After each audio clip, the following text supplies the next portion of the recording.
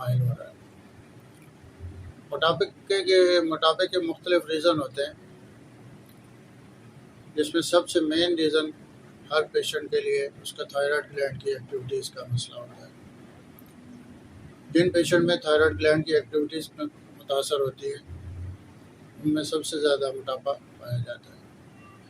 Thyroid gland जब deactivate होता है या ओवर एक्टिवेट होता है तो मोटापे की तरफ माइल होता है। आपने बहुत दफ़ा देखा होगा कि कुछ लोग कहते हैं कि हम बिल्कुल कम खाते हैं, बिल्कुल नहीं खाते, थोड़ा सा खाना खाते हैं, लेकिन फिर भी हम मोटे होते जाते हैं। थायराइड ग्लैंड की एक्टिविटीज़ की वजह से ही ये मोटापा होता है, क्योंकि वो जो चीज़ खाता है वो पूरी की पूरी बॉडी में फैट्स बन के बॉडी में डिपॉजिट हो जाती है। चर्बी इंसान के मुख्तलिफ जल्द की तहों में जमा होती रहती है और यही चर्बी इंसान को ताकत भी देती है। जब आपको कभी भूख लगे, ज़्यादा लगे या कुछ अर्सा खाना ना मिले तो ये चर्बी आपको बॉडी की खुराक पूरी करती है। लेकिन एक हद से तजावज़ किए हुए मोटापा भी एक बीमारी होती है। पहला रीज़न तो सबसे बड़ा इसका थायराइड ग्लैंड की एक्टिविटी है। जिस भी पेशेंट को ये मसला हो वो सबसे पहले अपने TSH, T3, T4 टेस्ट करवाए और देखें कि उसकी थायराइड ग्लैंड की एक्टिविटीज़ क्या है। सेकेंडली, जो हमारे लाइफस्टाइल का इस वक्त सबसे बड़ा रीज़न है, लाइफस्टाइल का चेंज करना। लाइफस्टाइल की वजह से ही मोटापा पैदा होता है, जिसमें जंक फूड बहुत ज़्यादा बड़ा किरदार अदा कर रहा है। तली हुई चीज़ें जो मोटापे की तरफ माइल करता है। मोटापा हमारा कार्बोहाइड्रेट्स की ज़्यादती की वजह से होता है। आप सुबह उठते हैं, ब्रेकफास्ट करते हैं, अगर आपको 1000 कैलोरीज़ की ज़रूरत है तो आप 2000 कैलोरीज़ ले लेते हैं। दोपहर को आप फिर खाना खाते हैं, दोपहर तक आपका 2000 कैलोरीज़ रिज़ॉल्व नहीं हुई होती, तो आप मज़ीद खाना खा लेते हैं। अगर आपको सुबह 1000 कैलोरीज़ की ज़रूरत थी तो आपके पास 1000 कैलोरीज़ डिपॉजिट हो गई, वो चेंज इनटू फैट्स हो गई। इसी तरह फिर दोपहर में आपने किया, अभी आपके पास 1000 पहले डिपॉजिट हो रहे थे, आपने फिर खाना खा लिया। उस खाने की में अगर आपको 2500 कैलोरीज़ की ज़रूरत है, आपने 2 रोटियां खाई और मज़ीद चीज़ें साथ में खाएं, कार्बोहाइड्रेट्स की मकदार बढ़ गई और वो फिर आपने रात तक डिज़ोल्व नहीं हुआ, आपने फिर खाना रात को खाना। सबसे मेन रीज़न इसको मोटापे को कम करने का एक ही है कि आप इसमें अपने लाइफस्टाइल को चेंज करें। लाइफस्टाइल को चेंज करने का मकसद ये नहीं होता कि भूखे रह जाएं। स्लिमिंग, जो लोग बहुत ज़्यादा स्लिमिंग करते हैं उसमें पूरी की पूरी चर्बी उनके भूखे मरते हैं, यानी स्लिमिंग के निज़ाम में आते हैं और वो उसमें डाइट करना शुरू कर देते हैं।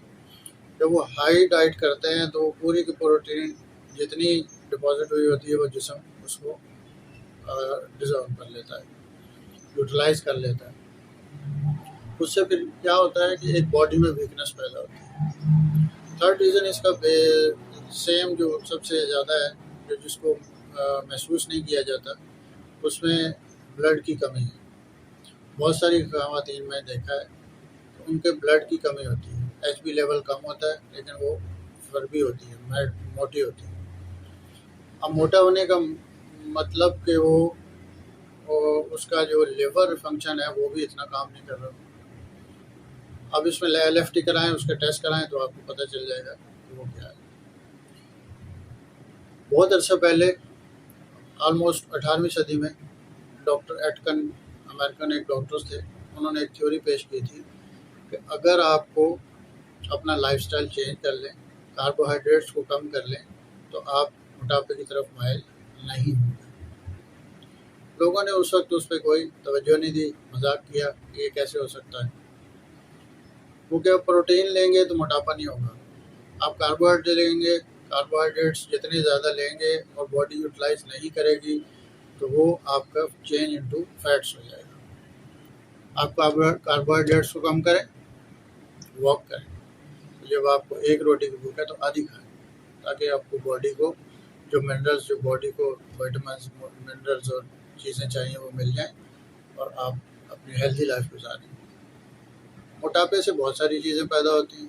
जब आपका वेट बढ़ता है, आपको बहुत सारे आर्थराइटिस के प्रॉब्लम होते हैं, हार्मोनल चेंजेस होती हैं और बहुत सारी चीज़ें होती हैं। जैसे थायराइड ग्लैंड की एक्टिविटी से प्रॉब्लम पैदा होते हैं। जैसे थायराइड ग्लैंड अगर एक्टिव नहीं होता और उसमें कोई प्रॉब्लम आता है तो उससे आपको बहुत सारी सुस्ती, इंसोमिया, जिस्म में दर्द, आर्थराइटिस, पट्टों का खिंचाव, ये सारी चीज़ें होती हैं और ये सब चीज़ें ही चेंज इनटू मोटापे में कन्वर्ट हो जाती है। अब इसका इलाज नॉर्मल है, मुमकिन है। बहुत सारी ऐसी अद्वियात हैं जिनसे इलाज किया जा सकता है। 2-3 तरीके हैं। न्यूट्रेंट है, वाइटल न्यूट्रेंट एक बहुत अच्छा तरीका है जिसमें आप सिर्फ न्यूट्रिशन लेंगे और मोटापा आपका नॉर्मली वेट कम होता जाएगा। अगर आप सही डाइट और नॉर्मल वाइटल न्यूट्रेंट इस्तेमाल कर लें तो आपको ज़्यादा से ज़्यादा 4-5 महीने में आपका ओवर वेट कम हो जाएगा, जितना भी आपका ओवर वेट होगा। वेट हमेशा हाइट के लिहाज से होता है, जितनी हाइट होगी उसी लिहाज से वेट होता है। जैसे आप फ्रेश टाइम हो, मॉर्निंग टाइम या इवनिंग टाइम, जब आप फारिग होकर अपने घर आएँ अपने काम से, उस वक्त आप 1 घंटा अपने वॉक पर दें तो फिर देखें आप उसमें आपका वेट कैसे कम होता है। बहुत सारे लोग आपको एक ना भूख लगने वाली दवाएं बना के देते हैं। जैसे एक पाउडर बना हुआ है, मिल्क पाउडर है, जो बहुत सारे लोग इस्तेमाल करते हैं स्लिमिंग सेंटर्स में। क्या आप रात दोपहर में 11-12 बजे ये 1 गिलास दूध का पी लें। आपको पाउडर बना के दिया जाता है, इसमें मिल्क और इसबगोल का छिलका होता है। आपको बोला जाता है कि इसको दोपहर को 11-12 बजे पी लें, तो फिर आप उसको डाइट प्लान शुरू हो जाता है। अब उसको आपने पी लिया तो वो जो इसबगोल का छिलका होता है वो पेट में जाके फूल जाता है, फिर आपको भूख नहीं लगती और उस पर से वो सूखा दूध होता है, वो आपको भूख नहीं लगने देता।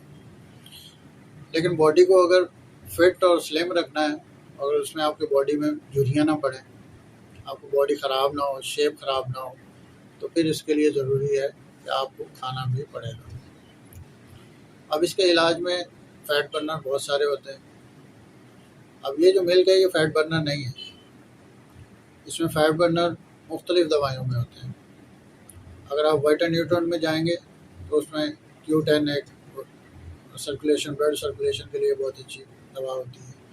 उसमें विटामिन ई आपको चाहिए होता है, उसमें कोएंजाइम चाहिए होते हैं, उसमें हार्मोनल डेफिशिएंसी के लिए मेडिसिन होती है। तो वो वाइटल न्यूट्रेंट में आप उसको इस्तेमाल कर सकते हैं। उसकी मुकम्मल फहरिस्त होती है, तो वो आप किसी डॉक्टर से या हमसे रब्ता करके उसके बारे में मालूम कर सकते हैं। हम उसको आपको तफसीली उस पर ब्रीफिंग कर देंगे और उसका पूरा डाइट प्लान और आपको मेडिकेशनल जो वाइटल न्यूट्रेंट मेडिसिन होती हैं उसकी हम पूरी थ्योरी आपको प्रोवाइड कर देंगे थ्रू व्हाट्सएप। अब इसमें दूसरी अल्टरनेटिव मेडिसिन में आ जाएं तो फाइटोलैका बेरी, फाइटोलैका ये बहुत अच्छा फ़ैट बर्नर है। अब इसको आप इस्तेमाल करें तो ये भी नॉर्मली लाइफ, लेकिन इसके साथ ज़रूरी यही होता है कि वो लाइफस्टाइल आपको चेंज करना पड़ेगा। जब आप अपना लाइफस्टाइल चेंज करेंगे तो ही दवाएं काम करती हैं, अगर नहीं तो नहीं। थायराइड ग्लैंड की एक्टिविटी ठीक होगी, मेटाबॉलिज्म सिस्टम ठीक होगा तो आपको फ़ैट बर्नर काम करेगा। अगर ये दोनों चीज़ें ठीक नहीं होंगी तो फ़ैट बर्नर आपका काम नहीं करेगा। होम्योपैथिक में और बहुत सारी दवाएँ होती हैं। अगर आपका मैदा डिस्टर्ब है, कॉन्स्टिपेशन है, तो आपको उसके साथ फ़ैट बर्नर के साथ आपको मैदे की दवाएं भी इस्तेमाल करनी पड़ेंगी। अगर आपको थायराइड ग्लैंड की एक्टिविटीज़ का मसला है तो फ़ैट बर्नर के साथ आपको थायराइड ग्लैंड की एक्टिविटीज़ को नॉर्मल करना पड़ेगा। अपनी बॉडी फिटनेस के लिए आपको वॉक करना पड़ेगा। इसके साथ ही इजाज़त चाहूँगा। उम्मीद है आपको मोटापे पे ये तफसीलात पसंद आई होंगी। डॉक्टर जाहिद को इजाज़त दीजिए और चैनल पर सब्सक्राइब कीजिए ताकि अगली वीडियो आपको आसानी से आप तक पहुंच जाए और आप इससे मुस्तफ़ीद हो सके। दिए गए नंबर्स पे आप रब्ता कर सकते हैं, व्हाट्सएप और फ़ोन नंबर पर रब्ता करके अपनी तफसील बता के अपनी मेडिकेशन ऑनलाइन भी हासिल कर सकते हैं। तब तक के लिए इजाज़त। नेक्स्ट वीडियो में नेक्स्ट टॉपिक के साथ फिर मिलेंगे। अल्लाह हाफ़िज़।